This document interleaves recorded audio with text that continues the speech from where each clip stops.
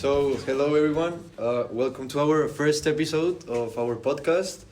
We're gonna be talking about the big question of is Latin America compromised with the USA? And today we have here our guest, Jürgen. Present yourself. Hi everyone, thanks Daniel for the invitation. My name is Jürgen Jakobsen. I'm half Colombian, half German, and I studied political sciences here in Germany. Okay. For the background. And I do think this is a very important question, which we don't talk about enough, being Latin American people, especially living abroad, like it's our occasion. Mm. So, very happy to be here.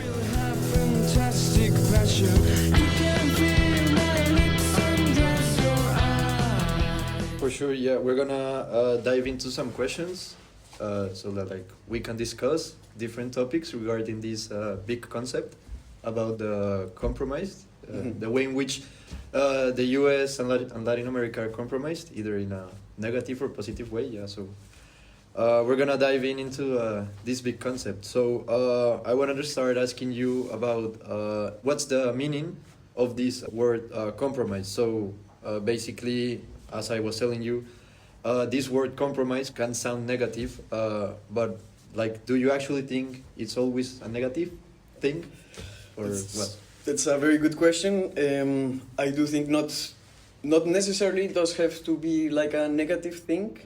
Mostly, I think that in this context, it means that Latin America depends heavily on the US in many areas, especially in the economically way and politically way. But this doesn't necessarily mean it's something bad, just that we depend on it. Yes, yeah, because I think that a lot of Latin American countries, like for example the country we come from, they try to maintain a good relationship with the US because of the different benefits the US bring us, I don't know, military, the cooperation, the diplomacy. So yeah, I understand what you mean. I think the US is like a huge player in this context, and Latin America often tries to adjust to their needs of the US. But I also think that we do have our own culture, our goals, and our own ways of doing things. And we're not just like an extension of the US. We are a region full of positive things and diversity and a lot of potential that we can share with the other parts of the world. Yeah, I mean, based on that discussion we had, we can conclude that the word compromised makes sense in the context of influence, so the way in which the US is compromised with us Latin Americans. So yeah, I think it's a little bit one-sided, but we should not ignore these positive and negative ways in which the US can compromise us. So yeah, I think we should not ignore this this big aspect, and we should be more self-aware of the situation in which we are. So yeah, we can conclude that the word compromised, it's not a negative thing. It's not a negative thing. It's it depends on the way you see it as a Latin American. Yeah, for sure. Yeah, let's agree on that.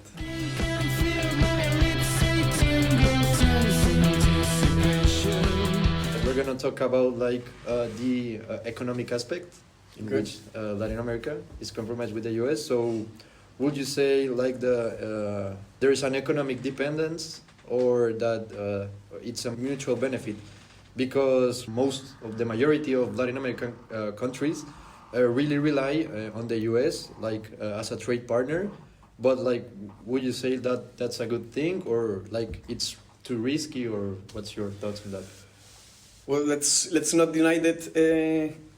As I mentioned before, the US is a huge player, and economically talking, we also depend a lot on that country.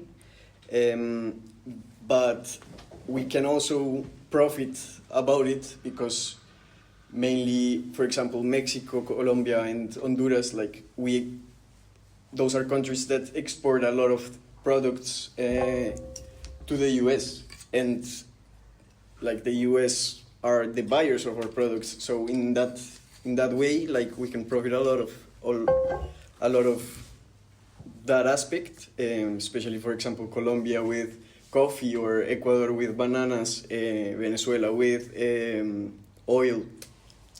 So these countries are very like it's of course we are depending on the US buyers, but it's also how the countries can the countries like function, right? Because function, yeah, yeah, for sure. Yeah, because there's also like the big role of the remittances. So basically, that means the money sent back by people living and like working in the U.S. So yeah, that's like the mainstream of money, which is like the lifeline for millions of families that like work in Latin America, and like they are part of these like big companies that export things to the U.S. The way in which we depend of the U.S., they also depend on us in some aspects that you were mentioning, the exportation and all that stuff. Totally. In some countries like El Salvador or Guatemala, like remittances make a big part of the GDP, and so this makes the connection way deeper. But as you were saying, like there are many families that migrate to the US in order to be able to provide to their families back in their own countries, and this is also not only a profit for the families back in Latin America, but also a profit for the US because they are also always looking for workers and people who are willing to do their jobs. And I think in that aspect, the Latin American people are way more productive than some US citizens maybe. Yeah, for sure. But I'll say that don't you think it's like a little bit dangerous that us as Latin American countries, we depend so much on like for example on like the US, like in these types of aspects? Definitely, like it puts us in a very like vulnerable Position. Yeah. Exactly, thank you. Because in case we have now Trump in the US, and example, we all know, we are all aware of his migrations plans, and how he wants to stop the immigration in the US. So definitely we depend on, like, if politically talking they make a huge switch, then those families are not able to provide anymore, and so really risky, right? It can affect us very quick and like deeply.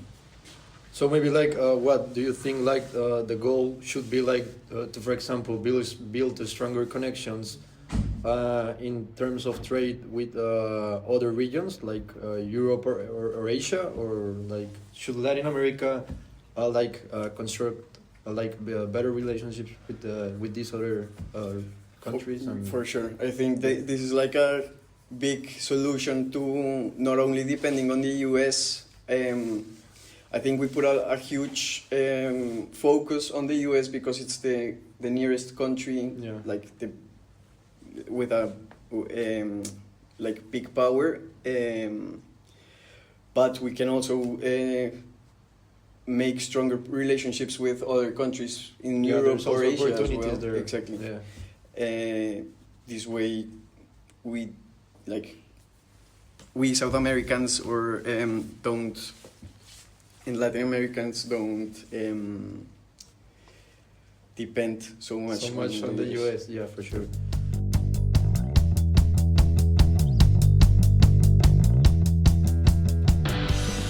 So let's switch the topic. We were discussing economics. Now let's discuss the cultural influence, because not everything is politics and money. So I was gonna ask you, like, do you know there's like a big influence on the U.S.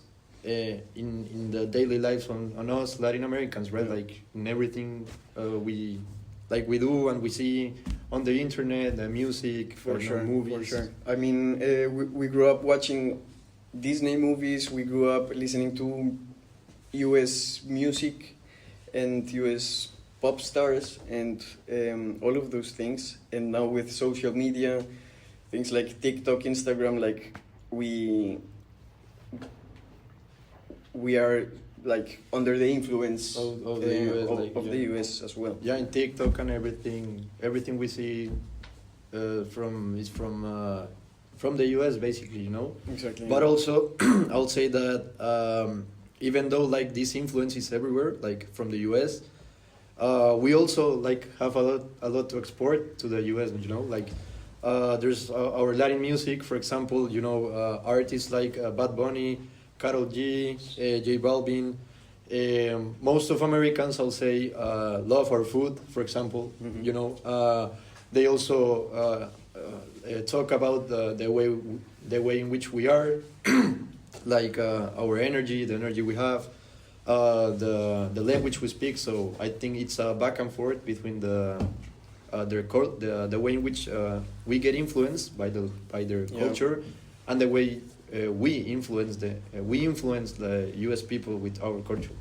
Yeah, too. exactly. Like it's very good that you mentioned about that language topic, because it's true that like we do influence also like with our Latin music to the US, but sometimes there's like a pressure to fit in with the American standards. And for example, like speaking English, the music as well, like we have to fit to US rappers or something like that. So following certain trends or even changing how we act or think is a way of trying to fit in. Yeah, I think that's the aspect we need to be really careful of, because it's like really good to have like these connections, these cultural connections with other countries, but we need to be careful to not lose our own like identity as Latin Americans, because we also have like a big cultural aspect. So we should not get like really influenced. Exactly. on Yeah. We should embrace and exactly. our, like, don't forget our roots, where we come from, and then we're not just consumers, we are also creators of amazing things.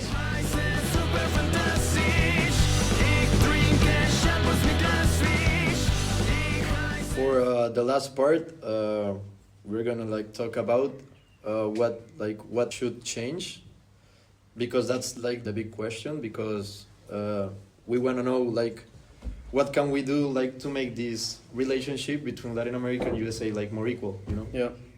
Well, I think honestly, Latin America has to invest more on itself and focus on education, science, clean energy, and better infrastructure as well. So we have so much talent that especially young people are able to bring and put, but sometimes we don't have the opportunities.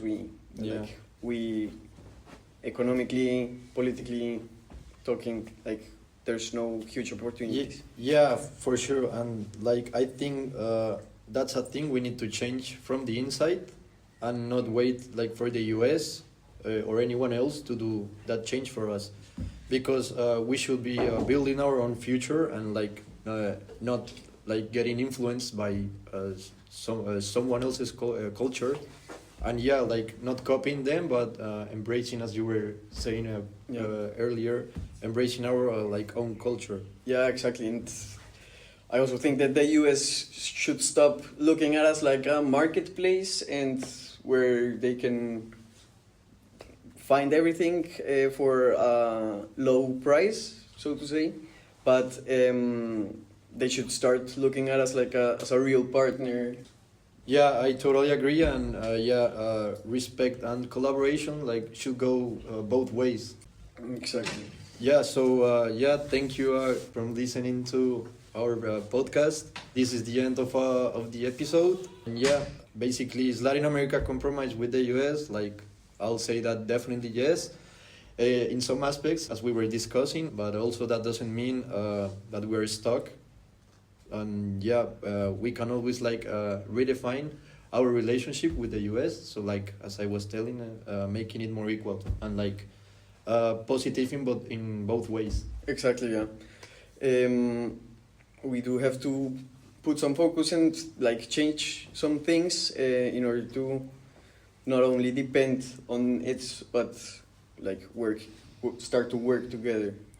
Yeah, but thank you very much Yeah, for thank the you. invitation. Thank you for being here, Jürgen. Thank you, Daniel. See you, man. Yeah, see you.